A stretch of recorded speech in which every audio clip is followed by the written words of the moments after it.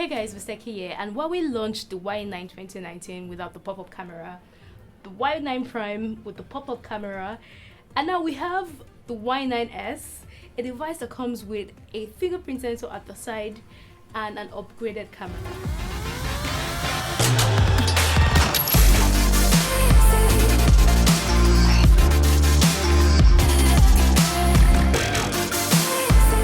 Now, as far as the buttons and placements go, we have the 16MP pop-up camera, which is actually the same one spotted on the Y9 Prime. And as far as the quality goes, I don't think there's any major difference with the two cameras. The only thing I noticed is that Huawei has included several bokeh backgrounds to choose from.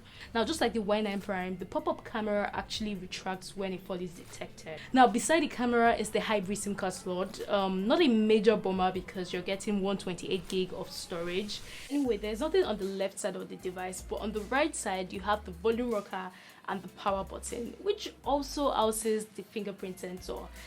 And I remember having mixed feelings when I saw it on the Galaxy S10e, but after a while with this guy, I feel that it is actually quite comfortable to use with the fingerprint sensor at the side, because I mean, this is where your finger naturally sits.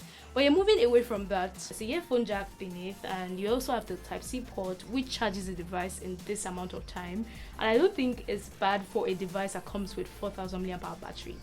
Now, moving on, we have the mono speaker grills, and here's how it sounds, guys.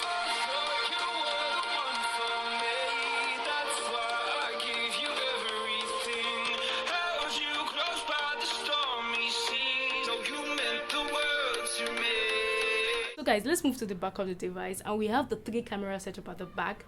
Now, the first camera is a 48MP camera, and it gets you shots like this. I also tried to compare with the Y9 Prime and the Huawei P30 Lite, and one thing that I noticed is that the Y9s has better dynamic range. As for the portrait mode, it did well with edge detection. I didn't notice any issues here like I did with the Y9 Prime. And yeah guys, just like the Y9 Prime, this comes with a wide angle sensor, which is always a good development, because you know you can always fake a 2x zoom, but you can never fake a wide angle shot. But you're moving on from that, this comes with image stabilization, which is quite cool. And you're also getting slow-mo videos, and you can choose between 120 frames per second or 480 frames per second. Now guys, moving to the device itself, and this has more width than what you get on the Y9 Prime. So what that means is that this phone is definitely not the best for one-handed to use. By the way, did you notice how this guy, that's the Y9s, and the Note 8 Pro kind of look alike? However, there's one area that the Y9s shines, and it's in the weight. This guy is definitely lighter than what you get on the Note 8 Pro. Now, it took me about 22 seconds to power the Y9s. And one thing that I noticed after powering it on is that this uses the latest EMUI. However, on Android 9 OS, which is kind of expected given the issues that Huawei has with Google. But yeah, I also noticed that you have about 3 bloatware applications. Luckily, they can be uninstalled, but you don't even need to uninstall them because, like I said, you have enough storage to play with. As for the display, you're not getting OLED on this guy. Instead, Huawei is using an LCD display, so colors are not as vivid as what you get on OLED displays. However, I think that they still look good regardless. Now, one thing that I love with Huawei phones is the fact that they always include the option for you to change the color temperature, and I think that all phone brands need to start including that in their phones moving forward in 2020. This is a soap. Anyway, moving to the performance, you're getting a Kirin 710 octa-core processor, which is similar to the Snapdragon 660 chip.